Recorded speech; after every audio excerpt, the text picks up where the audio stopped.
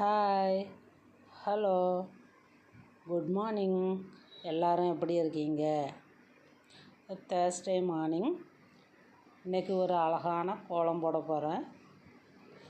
காலை நேரத்தில் வீட்டு வாசலில் கோலம் போடுவது நல்ல அதிர்ஷ்டத்தையும் அமைதியையும் கொண்டு வரும்.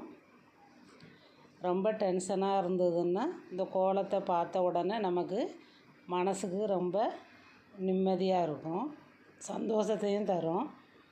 இது ரொம்ப சிம்பிளான கோலம்தான், ஆனால் பார்த்த உடனே மனசுக்கு ரொம்ப சந்தோஷம் தரும். நீங்களும் இதை வீட்டில் ட்ரை பண்ணுங்கள்,